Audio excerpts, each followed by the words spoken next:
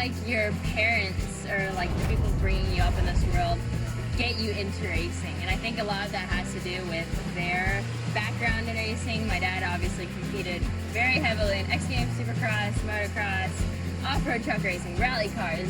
He did everything, and so I think just because our family was so involved in it, it was almost inevitable that I was going to end up in racing. And my parents didn't force me to be in it at all, but they definitely, I was around it so much that I was like, I'm around this 24/7, I want to do it, so I just got into it.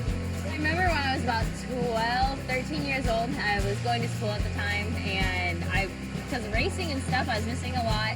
So I remember having a conversation with my parents, like, hey, like, I want this to be serious. I want to be homeschooled. I want to be able to do that so I can race more and practice more and do whatever I possibly can for racing more. And so that's really when I knew that I wanted it to not just be for fun, I wanted it to be something that I can do for the rest of my life.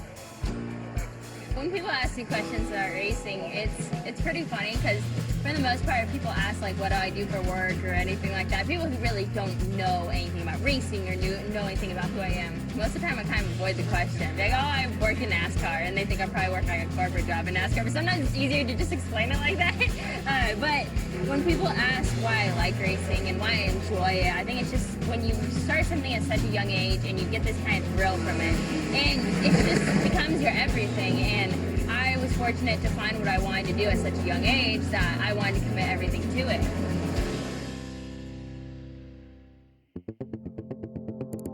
The SRX Racing Series is awesome. It's hands down one of the probably funnest events to come to because there's so many oddball drivers taken from I feel like a lot of different types of racing all brought together. You get to talk about things that you don't usually talk about at the racetrack because it's most of the time people you're competing against and you're talking about usually what you're doing that weekend. So having a bunch of different drivers come together and hang out, it's a lot of fun. I really enjoy it. And it's just like I feel like a good mix of everyone. These cars are a blast to drive. They're very, very fun. And it's cool to see the fan base of people who do kind of notice what you're doing outside of the normal tracks that you go to.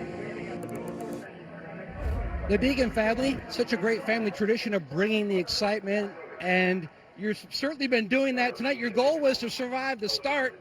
You had Stewart on the outside, Paul Trace behind. Some great door handle to door handle racing there with Stewart.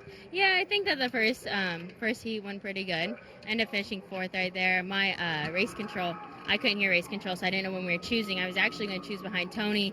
Didn't know that we were choosing yet because I couldn't hear race control and had to choose outside. I didn't want to be there. So that was a mistake, but ended up in the second one after we came off the front stretch. I had some issue going on with the brakes and shaking the wheel in my hands. So there's something going on the right front, and it progressively started getting worse, and I felt so bad because Suarez was on my outside, and I don't race like that, but I looked like I raced him really dirty into turn 3, and I don't do that, so I went up to him, apologized, explained myself because I don't want to be one of those people, especially if it's not deserving. So we're going to go out there and try our hardest to get a good finish. All right, well, good luck in the main event. Her best finish in the main came on the dirt at Knoxville. She was on the podium with a second. Nicole?